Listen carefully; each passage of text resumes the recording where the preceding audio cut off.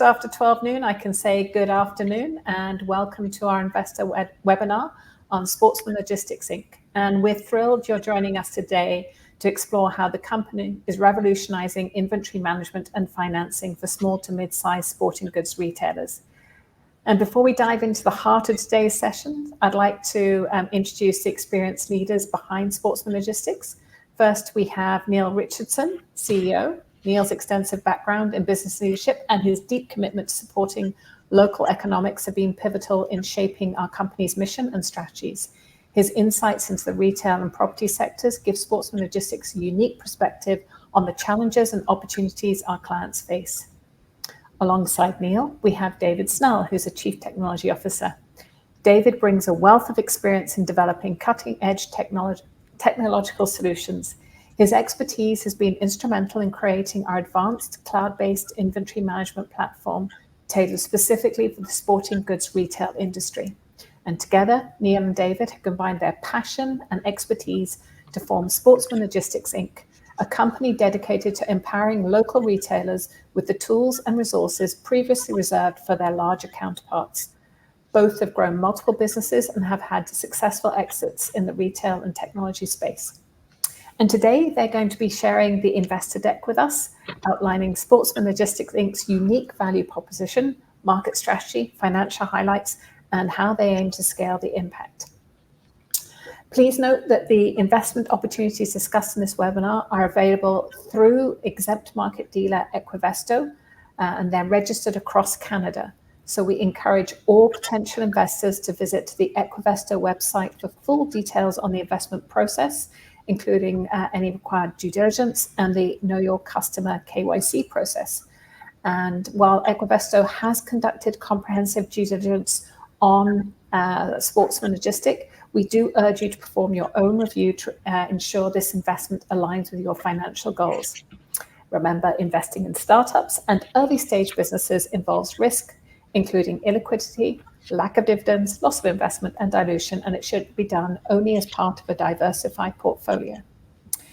Anyway, we're here today to present an investment opportunity and invite you to join a movement towards empowering local business, fostering community growth, and redefining the retail landscape. We'll start with the presentation of the investor deck by Neil and David. For those of you who are new to this system, on the bottom left, there is a chat space. If you have any questions throughout, please put your questions in there. If it makes sense to answer them throughout, we will do. Otherwise, we'll have a good question and answer session at the very end. And thank you very much. And I think let's begin our journey with Sportsman Logistics Inc. and discover how together we can significantly impact the sporting goods retail sector. David, Neil, I will pass over to you. Thanks very much. I will warn everybody up front that I have sort of lost my voice today due to a flu. So if you can't hear me, Victoria will just tell me to speak louder, hopefully, please, Victoria. I will do. Thank you.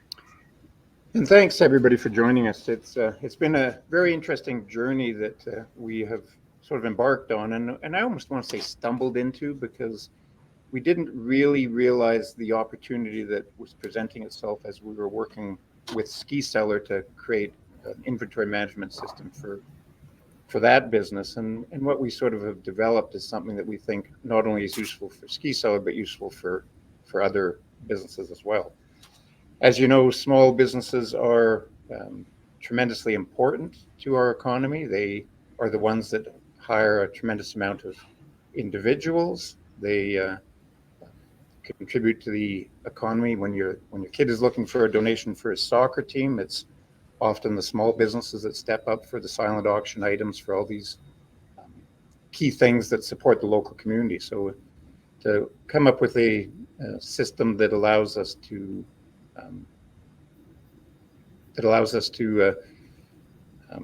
help these small businesses is tremendously important. One of the things that we'll be talking about is inventory management, and small businesses typically have sort of 6 core areas of their operation. They may or may not know it, but there's basically 6 core operations. One is staffing and human resources.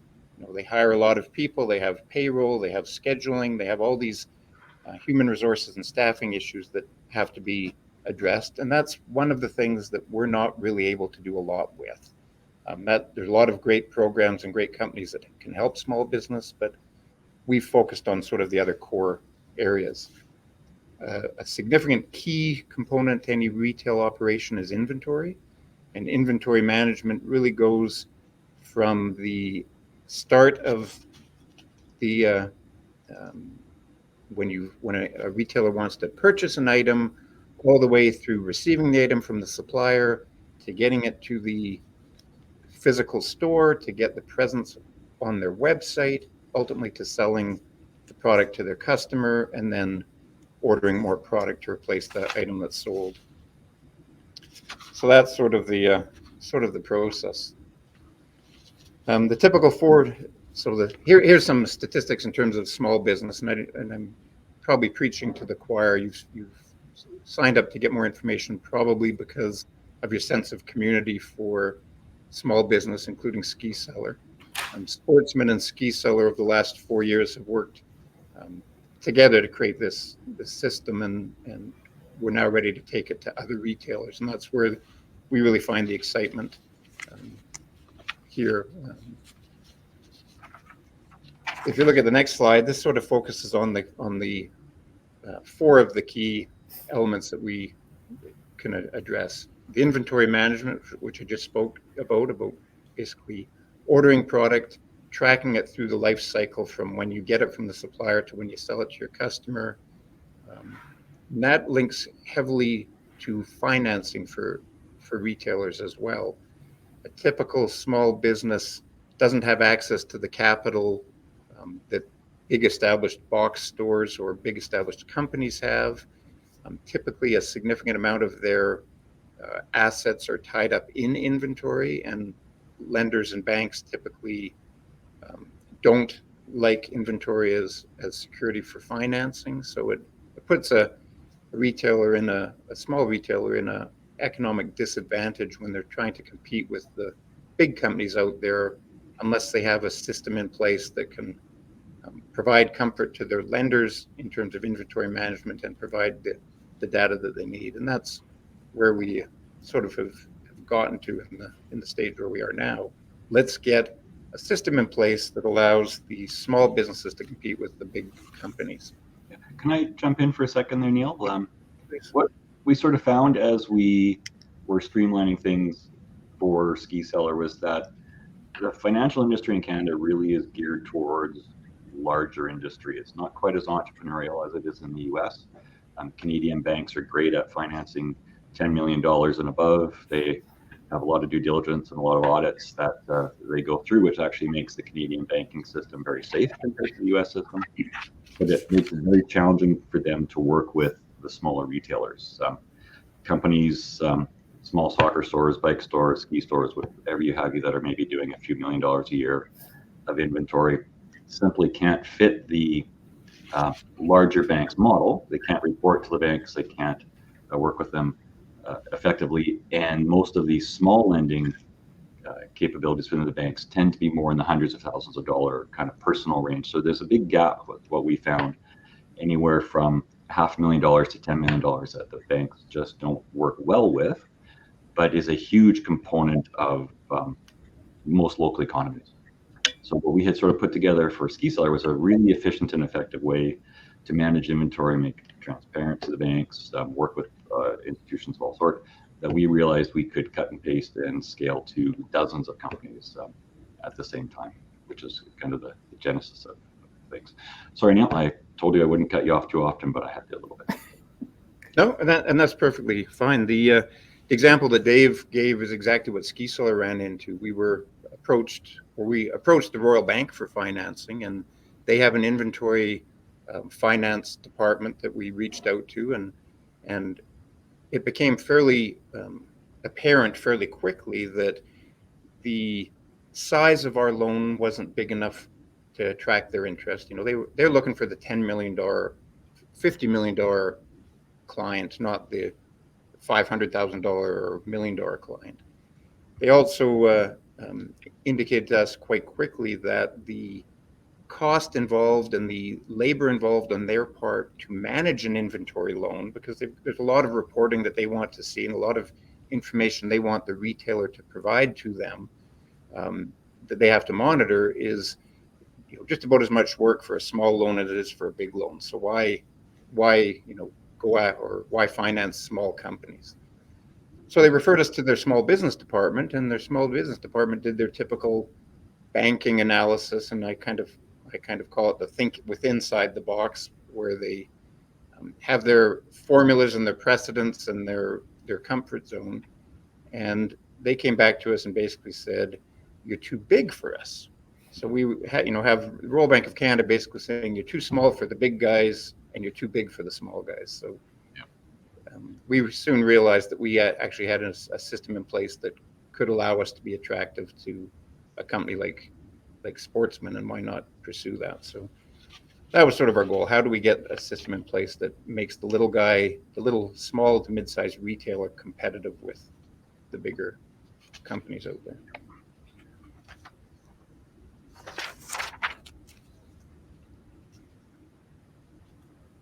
So again, going through sort of the typical pain points of a small retailer, it's a very labor-intensive process to monitor your inventory.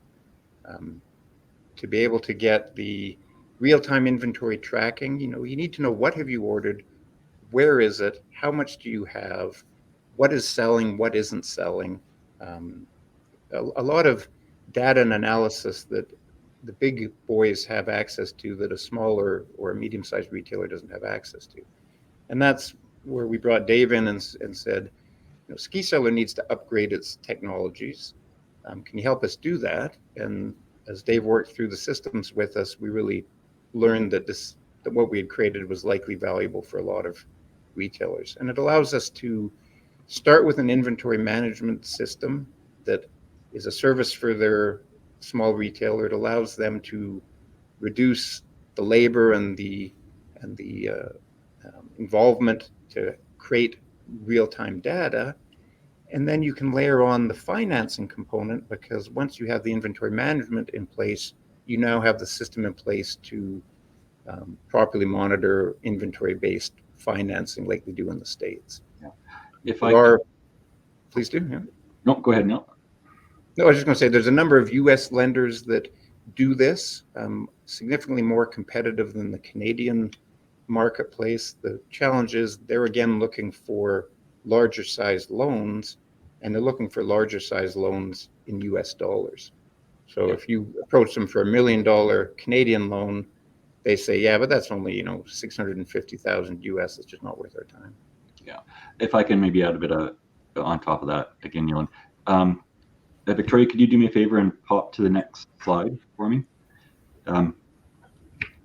As we sort of built this out for Ski Cellar, we built a fairly complex system on top of software from a company called Oracle, which probably everybody has heard of. They have a tool called NetSuite that runs multi-million-dollar organizations down to individual stores. And we built out a system that allowed us to automate the purchasing, inventory tracking, payments, reconciling goods as they come into the store, identifying items that have been shipped incorrectly, identifying items that have been shipped or that were missing from being shipped. And a typical implementation of a system like that is probably in the $500,000 range and up. But just because of sort of our backgrounds and some colleagues we have that we've implemented numerous ERP systems, we could do it over for the Ski Cellar for a couple $100,000. And what we realized was it was very, very replicable. We can actually roll that out to a lot of other companies. So right now we've got a system in place that if Neil comes to me and says, hey, we just ordered a whole bunch of discounted product from Head that we want to get into the stores. And sorry, Dave, I know it's Saturday night and now you're watching a Flames game. We can literally take their information, load it into the system, have it tracked within the logistics software, pushed onto the website, priced, ready to sell. and a notification out to the financing partners, whether they be some of these US companies that Neil talked about, because we built to be able to integrate to them. It could be to one of the banks. It could be just to their own shareholders. And I can have that done in the commercial of the hockey game. Like, it takes me 3 to 4 minutes to do it. So all of that used to take probably days of work for the purchasing staff. We literally have it to the point where it can be done in minutes, and any small company could do that. And it becomes a very, very powerful way for them to operate and provide real-time information to their partners, which helps them get inventory faster, cheaper, and on time for you guys, the buyers. So sorry, Neil, I interrupted you again.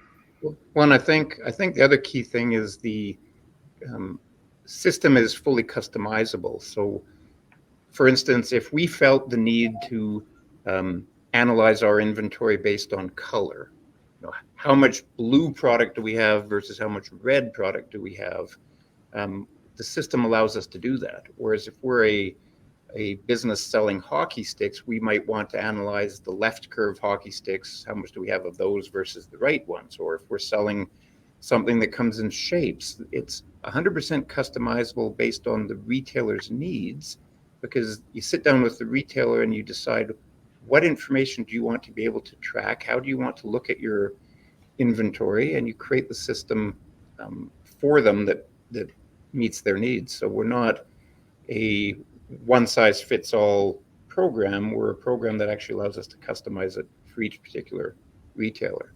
Yeah. Now, in our situation, we're going on the assumption we're going to target sporting goods retailers because they have an inventory need. They have a size and dollar value of inventory that makes our services important, and we'll likely target the Calgary and surrounding area market initially. But as a cloud-based software program, we can easily expand geographically into any retail business that needs inventory management. Yeah.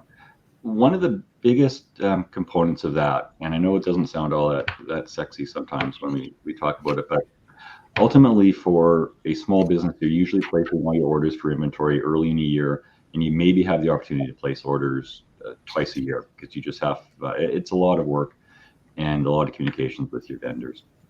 The ultimate goal for anybody is turn that inventory over faster. So rather than placing an order in August for an entire ski season or an order in April for an entire soccer season, the ultimate goal is place one in August, place one in September, place one in November, December, February. And rather than having to go and finance $1 million or $2 million of inventory, you're doing really rapid $200,000 buys, and you're constantly keeping the inventory fresh within the store. That, with the proper system in place that Neil was describing, is possible. And that is a huge advantage. It makes the stores more profitable, it keeps our prices down for the consumers, and it just really helps to foster small business. And that's a power the big chains have, but it's something that most small businesses can't do on their own. That we can bring to them, that we will bring to them. So if you turn to the next slide, you can see where we are in terms of our growth. We partnered with SkiSeller at the beginning to develop and beta test the system. You've got to make sure that you've got a system that not only works in theory, but works in real life applications. So with the SkiSeller being the sort of first customer to adopt the program, it allowed us to give significant testing. That takes us into the operational milestones where we were able to take SkiSeller as an example of a company who has been around for a very, very long time, but never did online sales. And they never did online sales because they didn't have the ability to, number one, communicate with the outside world in real time. Their point of sale systems and their inventory management systems and their online presence all have to be fully integrated, because you don't want something on your website looking like it's available for sale if a customer in the store has just bought it.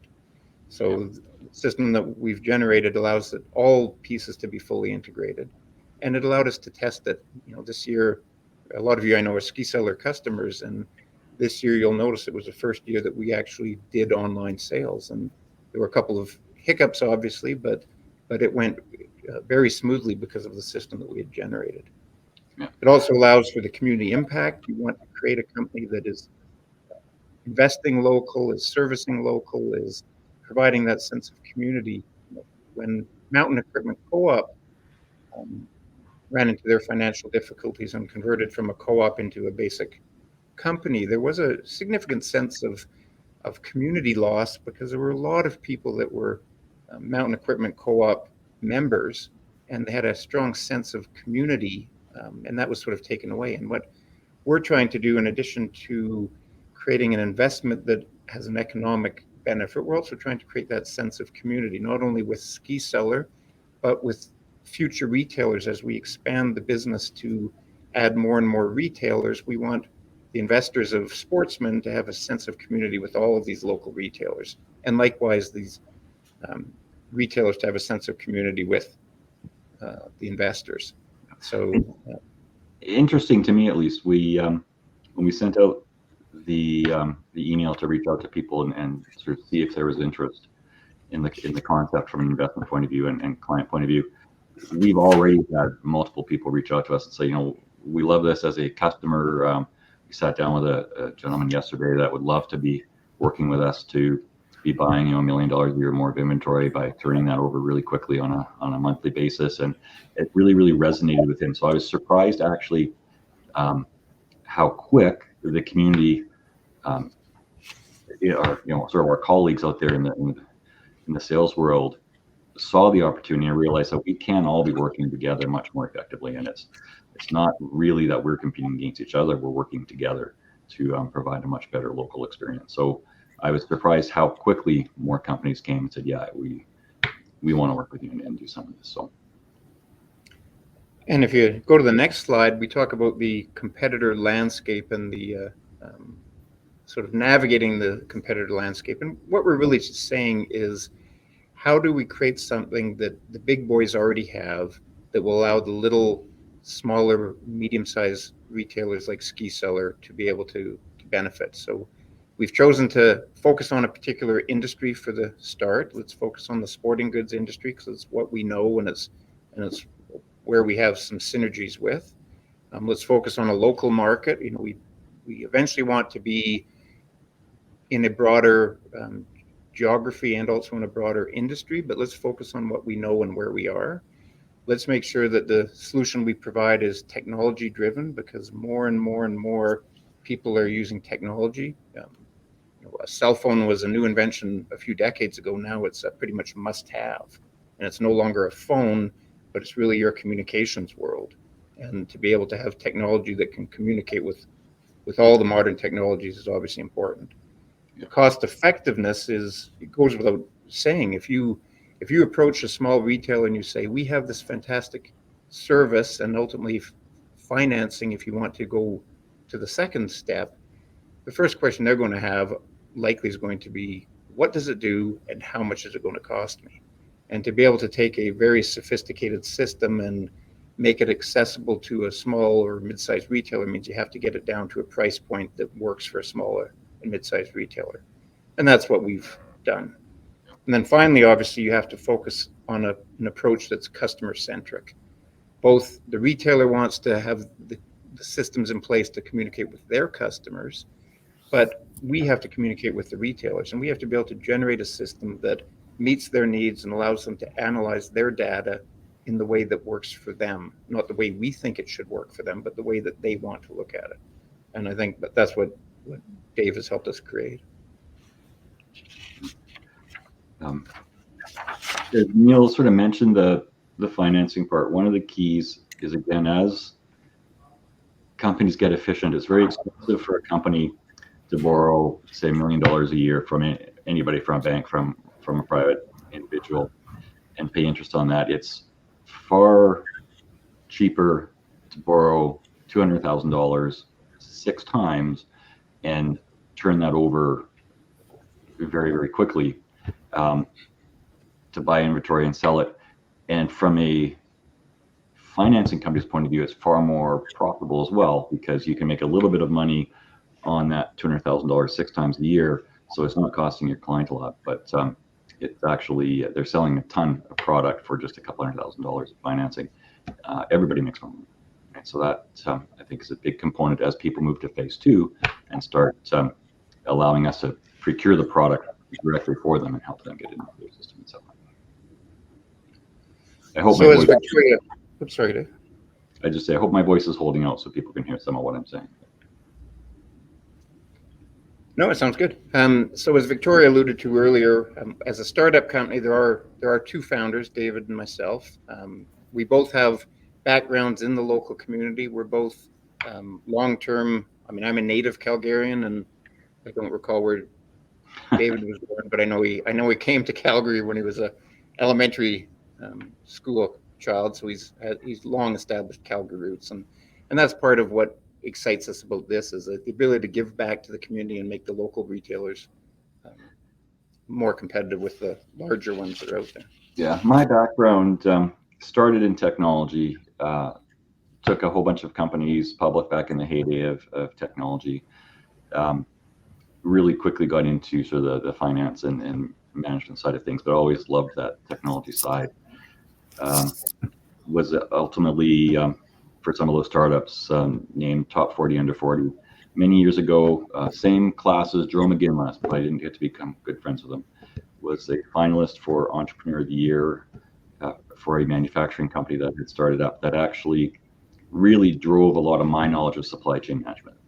Electronics manufacturing is all about managing a really tight, efficient supply chain and using every dollar effectively. So instead, sort of lost the Entrepreneur of the Year award for that one, but to Clive Beddoe of WestJet. So I learned to come to terms with losing to Clive. I think that was probably a pretty good choice with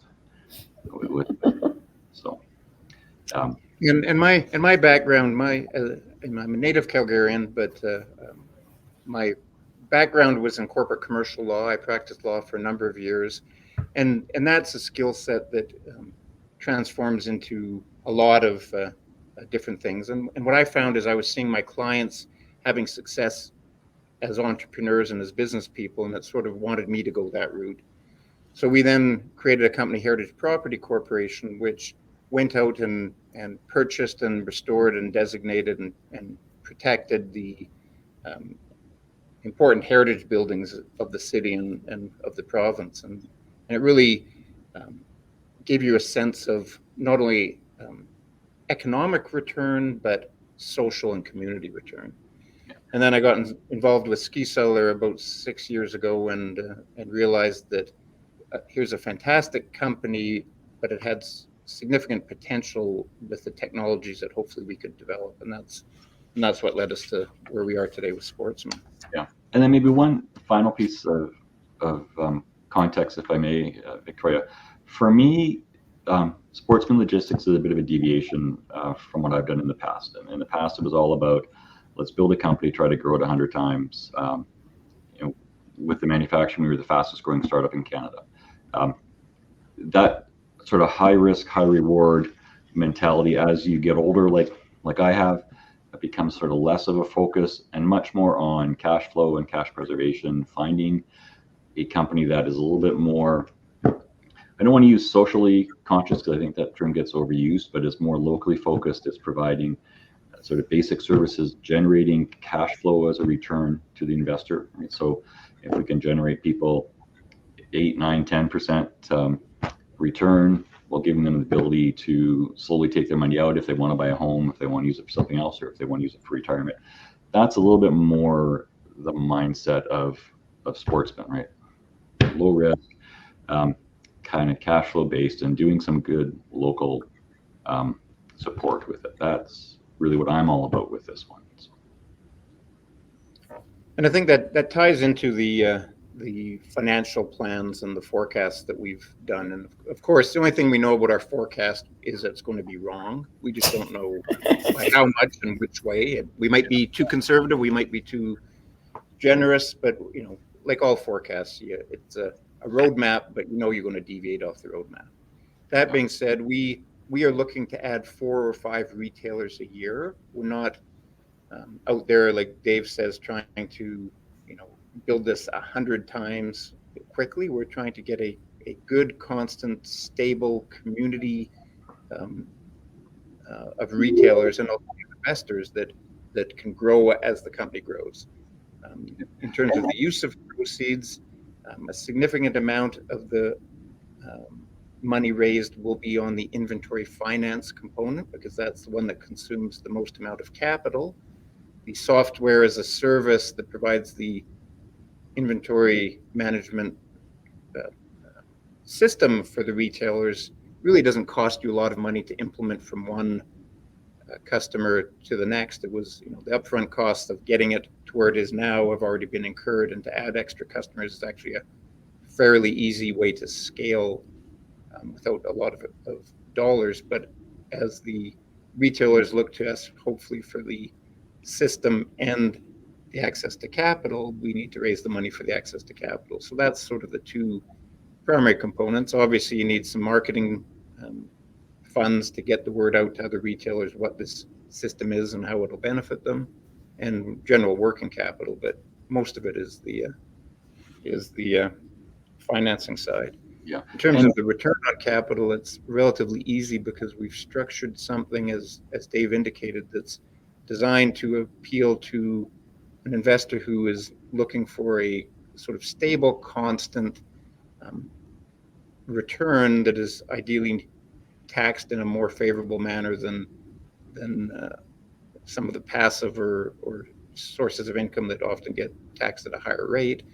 So it was a way of trying to create a stable return on a community-based investment platform. And we realized as well that as we build this out, we're creating a community amongst ourselves as well. Right? So Ski Cellar will offer discounts to sort of the members of Sportsman, and we'll encourage that with all of our customers. Clearly we can make Ski Cellar do it because there's some influence there.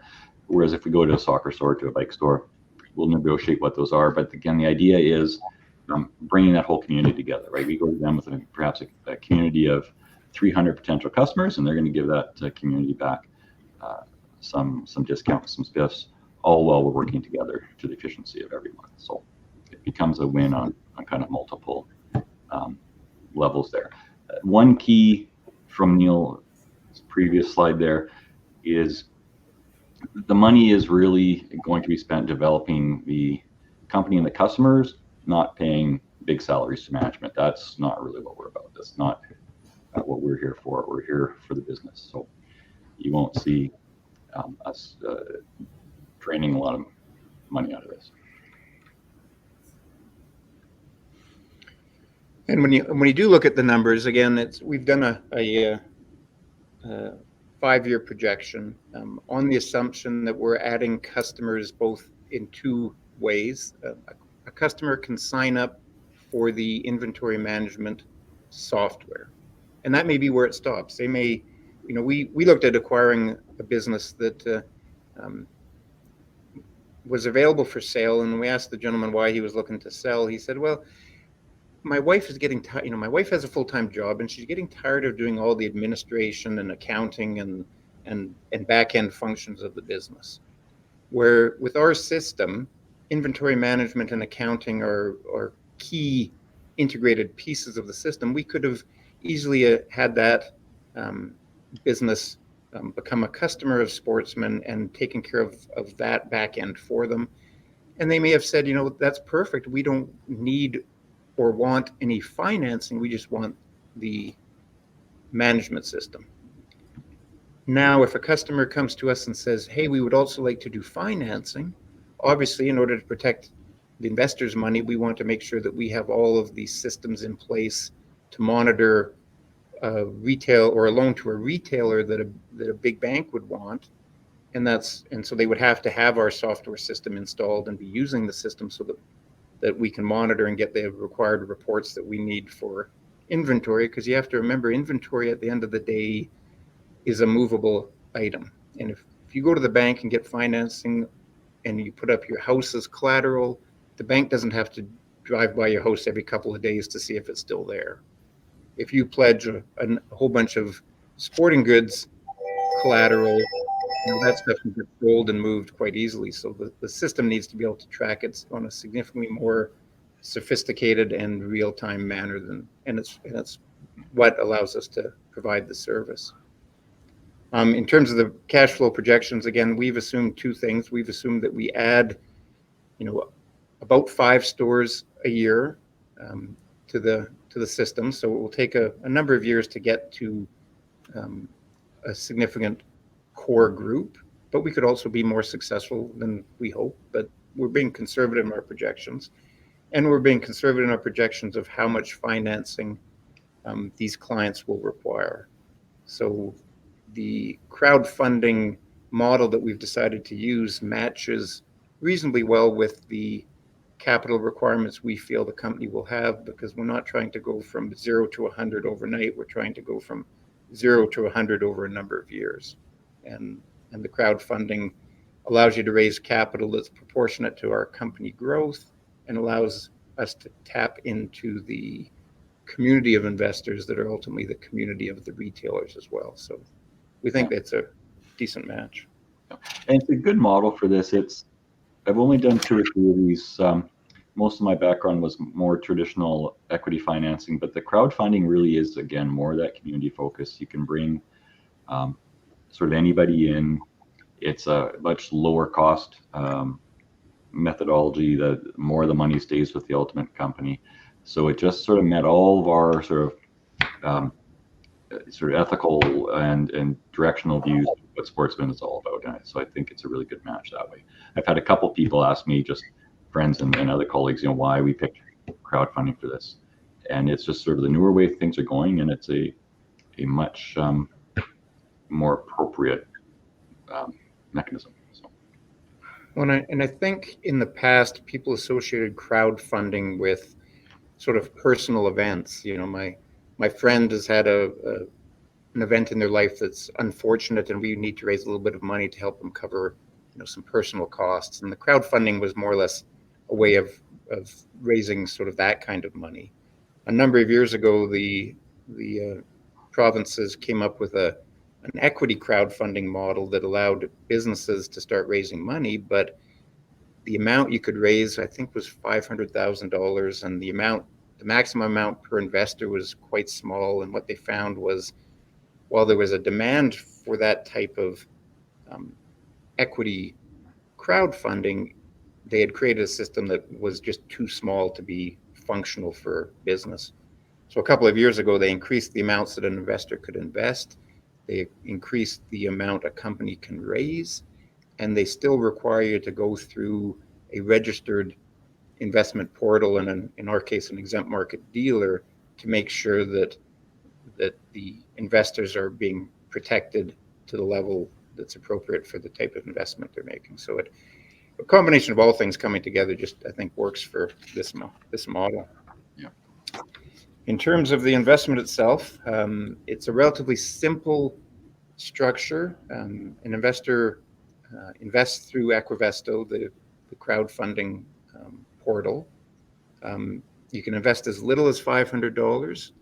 In theory, you can invest as much as $1.5 million, because that's the maximum amount that a company is allowed to raise under a crowdfunding exemption.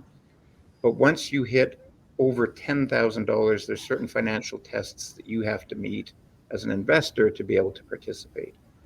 And Equivesto is the company that would, if somebody wants to put in $50,000, Equivesto does the due diligence with the investor to make sure that they qualify for that level of investment and to make sure that the product is suitable for them. And they call it the Know Your Customer and the Know Your Product tests.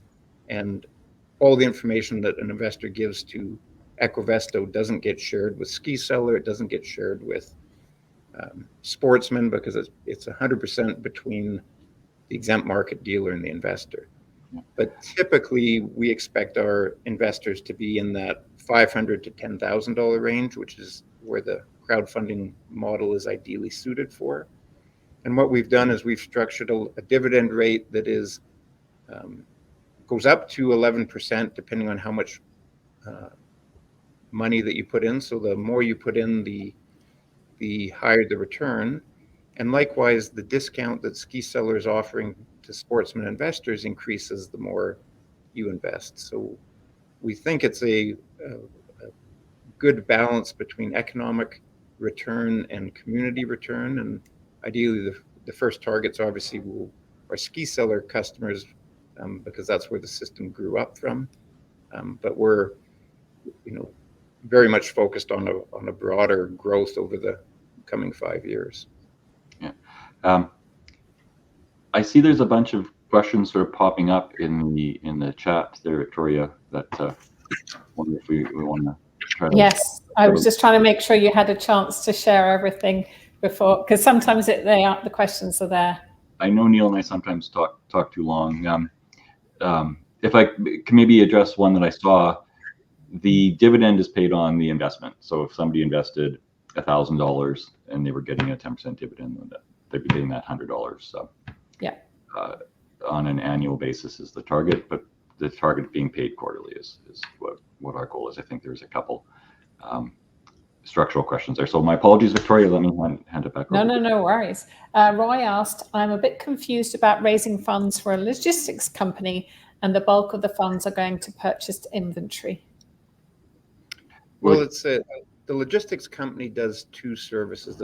The inventory management component is the logistics side of it. In order for a retailer to secure inventory financing, they need a logistics system. And even if they aren't intending to access capital, a small to mid-sized retailer needs the logistical services. And what it really covers is it covers everything from the point of, I think I might like to buy a product from this supplier, right up until I'm glad that I just sold that product to my customer. And in the meantime, you have to track what you're expecting to get, when you're expecting to get it, how much of it are you expecting to receive, how much are you expecting to be charged by the supplier for it, how do I make sure that this is on my store shelves and on my website so that my customers can buy it. What happens when I start getting to an inventory level that's, maybe I'm down to 5 items and I want to order more. I don't want to find out because my staff call me and say, hey, we just sold the last one. You want to have track the process of how much you have left and when you should start placing reorders if you need to. And it's a whole bunch of systems that are the logistical side. But then we leverage on, once you have all that in place for the retailer, let's also take them the next step and allow them access to finance. So we could have called it Sportsman Logistic and Finance, but it just got too long. And hopefully that also answers your question, Peter. Peter asked, does the system simply track and manage inventory, or is there a financial aspect that would help with monitoring profit margins, sale items, etc.? And I think you've just addressed that as well. So we could expand into that for sure. The systems absolutely are fully robust through management accounting, all sorts of analytics that if a customer wanted, we could do. We envision that would be kind of a final step, right? You'll start with the obvious stuff, getting product in. We want to get involved in actually securing those supply chains, buying that inventory, because again, if we can flip it 5 or 6 times, if we can use $100,000 in September to bring in inventory for a ski company and use that same $100,000 in February to buy some final sale product, and use that same $100,000 in June to bring in some soccer cleats, and use that same $100,000 in July, I could go on forever, and you're making 5 or 6 or 7% on each of those, the cumulative amount made by Sportsman becomes 20-30% returns. It becomes actually a very, very profitable business from our point of view. So we want to kind of get deeper into their supply chain and manage as much of it as possible. And we have total control over the inventory. We're secure. We know where it is. We know where it's going. We know what's arrived, what hasn't. We know what's sold. So we have all the protections that we can offer to the banks or to ourselves, to the investors, that everybody's looking for, because we're running the system for them. And I think likewise, sorry, to follow up on the point, the inventory management system, a significant amount of that is the accounting component. So a customer could come to us and say, we want to sign on for the program because now I know I don't have to have an accounting system separate from this system. This system really is accounting, you can track paying your rent, and you can track paying your staff. You can track a whole bunch of stuff in the accounting component of the inventory management system, because inventory management and accounting are ultimately fully interrelated. Every time you buy a product, every time you sell a product, there's an accounting implication. So it's really an accounting and inventory management system combination. Yeah, sure. One of the things I learned, sorry, Victoria, one of the things I learned over and over again in the past, building multiple ERP systems out, was that clients, you can't make them switch to your accounting system. Some people are passionate about QuickBooks and they're going to use it no matter what else you have. So if you force them to change, they will not, right? So what we have is the ability to work with them however they want. So if they would just want to get some extra reports out of us, they can be emailed and sent directly. They can feed them into QuickBooks, whatever they like, or we could do the accounting for them. Or it really is sort of one or the other. But I don't want to make them change something that they like, because then I won't be able to bring them on as a client, right? So, and that has proven itself year after year. In cloud computing, you can't force them to change, but you can offer their ways and let them slowly adopt them. So. And I think what you were saying there about how you can recycle the money, if I can put it like that, addresses Roy's question about where were the funds, the dividends coming from. Seems like at 8% low side is more than first year's income.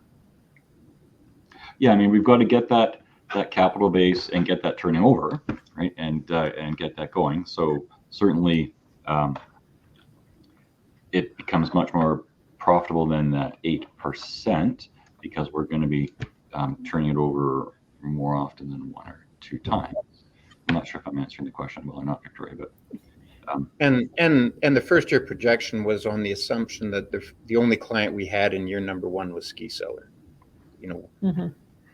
Based on the feedback we've already had from the market, we know that we will have more than one customer in the first year, but we were trying to create a conservative approach, because everybody's happy when you aim low and achieve high. They aren't as happy when you do the reverse. So we have built in a very conservative model. Sandra is asking, what is the size of store assets per store you are hoping to acquire? In terms of customers, the target market is probably a store that has between 1 and 3 retail operations. If you have somebody that's sort of a hobby business and they work out of their garage and whatnot, they're probably so hands-on in their business that they don't really need our service, because they're doing it all themselves anyway. But the moment that you start getting into a 1 or 2 store shop that has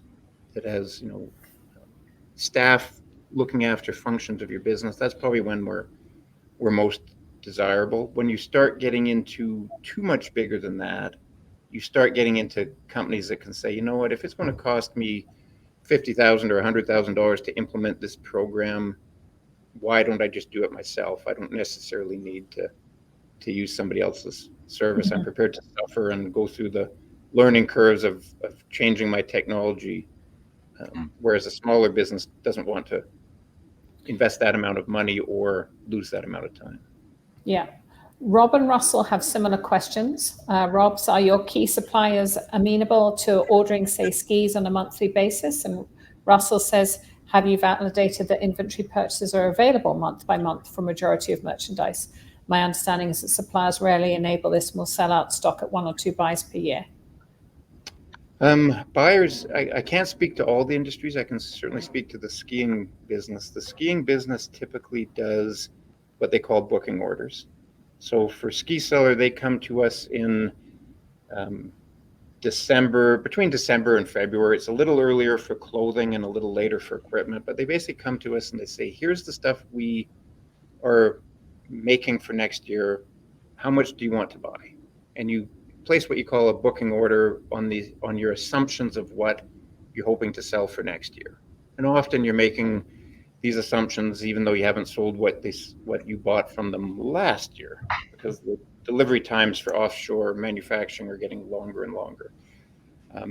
Then you have what they call available to sell and reorders. So some products that they will make consistently, and some products, mitts and gloves and some of the high margin, high turnover items, socks. You can buy that typically a lot through the year.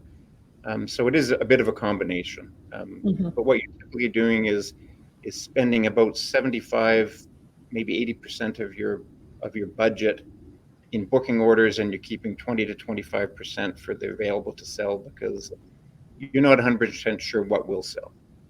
And so it's a business on the ski side that, unfortunately, we're not like a company that's selling chocolate bars where I can just buy 5, and then as soon as I'm down, buy 5 more, and as soon as I'm down, buy 5 more. But most retailers don't rely on one particular brand and even one particular product line of a brand. So when we buy from K2, we're not buying just one ski boot. We're buying a number of different models of ski boot to make sure that if we need to reorder, this might not be exactly that, but we have enough. So, and different businesses will be different, but sporting goods typically has a bulk of upfront, followed by seasonal orders. Many sports are quite seasonal, but a lot of the vendors really address all sports. So Head is going to have ski gear, they're going to have tennis gear, they're going to have soccer gear. So one of the ultimate objectives is to take away the seasonality of how that money gets used, and you can use it in the winter in winter sports, and you can use it in the summer in summer sports, and you're just getting a lot of leverage of the same dollars over and over and over. So you might place 3 or 4 booking orders in a ski season for the skis to sort of cycle those dollars, but then you might also be able to go out there and place 3 or 4 in the summer in another sport and use those dollars now kind of 8 times a year. That's the ultimate goal. So as our retail base of as our customer base of retailers expands, we will have, we will be placing inventory orders for a lot of different times of the year. So I think that's to Dave's point. The seasonality goes away if the more retailers you have signed up as customers. Can I address 2 questions at once? Sorry, Victoria. There is a question about the size of assets in a store, and I would kind of throw sort of a ballpark, probably under a sort of a $5 million level. And there's another question that related to that in here. I should have left it to Victoria.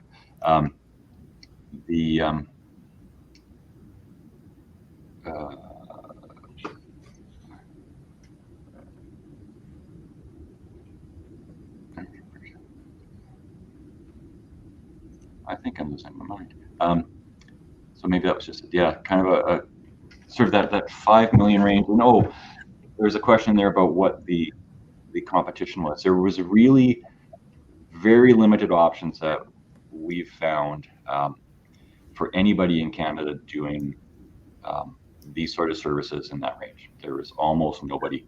In fact, I don't know if I'm allowed to say the author's name, but Neil's consulted with a very famous Canadian author of how to build wealth and your business and personal wealth. That I was given as a kid by my father, and I've given to my kids for them to read. And even he has found the same thing. In Canada, those services do not exist for the small and mid market.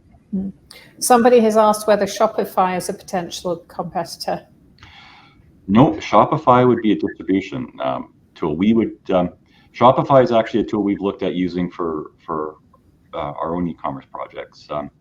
They are simply the portal that sells to clients. Just going back to the questions here. Peter asked, what's your pricing model for your client subscription, initial cost plus a support fee, % of earnings? Well, we looked at it as what do we think a customer can save by implementing our system, and in the retail world, you have some key staff that you're never going to be able to replace because they're your managers and they're your buyers and they're your sophisticated staff. You also have a lot of customers, especially or employees, especially in the seasonal business, that work during the busy season and then maybe go to another store for the off season. And those guys are at a $15 an hour, maybe $18 an hour minimum wage. And we looked at it and said, at what point in time can we convince a retailer that our system will save one or two or half of those types of people? Because that's going to be the easiest one, is how much if I implement your system and it's going to cost me, what am I going to save? And so we've come up with a structure for in and around that $1,500 a month range, because we feel that after first year of implementation of just the software component, they will be able to save significantly more than that. But you want to be able to show them that there is a savings. So if they were to implement a system on their own, they would be probably in the $60,000 to $70,000 a year. Wow. Yeah. So we have they're not huge systems. We have 4 minutes left. We've got a couple of areas. I'm going to try and summarize some of the questions just to make sure we sort of dip into them. And we can always follow up after today if people still have questions. I just want to be respectful of people's time and lunch hours. And yes, there will be an email following up with this. And I do recommend you go to equivesto.com for the full details. So just quickly on the dividends, we've got a number of questions on the dividends. So just 11% dividend, is that 11% of what? Please reference your financial projections. When does dividend start? And there was one other dividend question, but if I can let you start with those. Okay, I'll start with the dividend question. The investment is structured in 3 layers. So if you invest between $500 and $2,499, you are in the what we call the bronze level, which we went with the sporting theme, as you can tell. So you're the bronze level investor. You get an 8% dividend that is paid. That's 8% per year, and it's paid quarterly. So if you put $1,000 in, you can expect to get 8% of the $1,000, and you can expect to get that in 4 payments throughout the year. If you invest $2,500 to $9,999, you're in the silver level. You are getting a 9.5% dividend, and you can still expect to get it at the same time. If you invest $10,000 or more, you're now at the gold level, and you're the 11% dividend with the same payment terms. So 11% of the amount you invest.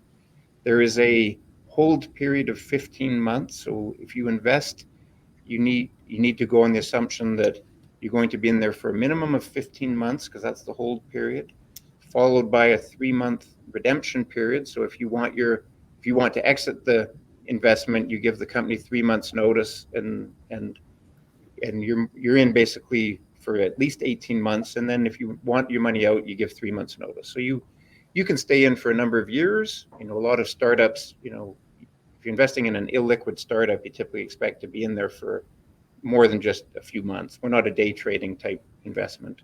We're a longer term investor. So I think that's the dividends, and the dividends of what? Yeah.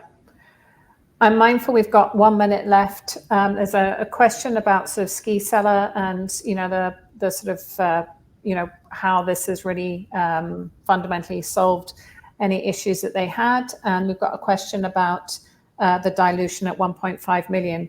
Can you answer both of those in 1 minute? Is that cruel of me? I can answer the dilution question, because there isn't any dilution.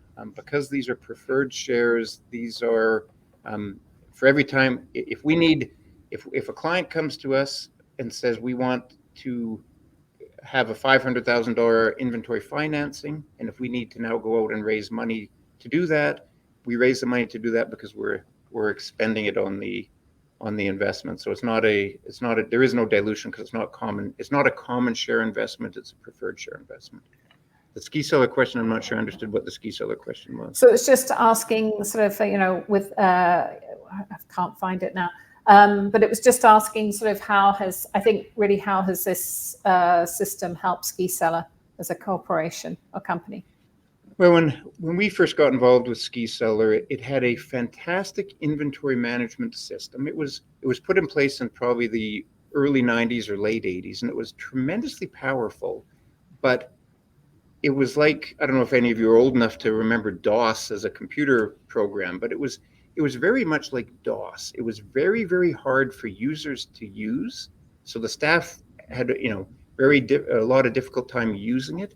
but more importantly, it couldn't communicate with outside world. It couldn't communicate with a modern website. It couldn't communicate with any Google show what's in store type software because it just was too archaic. So we started getting involved with the technology side really on a necessity. This system needs to be replaced with something modern. And as we started getting in and researching and doing the implementation to create a new system, we realized that we were onto something a little bigger than just what does work for Ski Cellar, but how does it work for everything else? And we started implementing it in 2020, and and of course COVID hit, and there were a lot of other challenges that slowed things down a bit. But we have ended up taking that sort of 3 to 4 year time to get it to where it is today, where it's now good to take to other retailers. Great. Well, I think that's a perfect point to end. I just want to say thank you to everyone for attending today and asking some really great in-depth questions.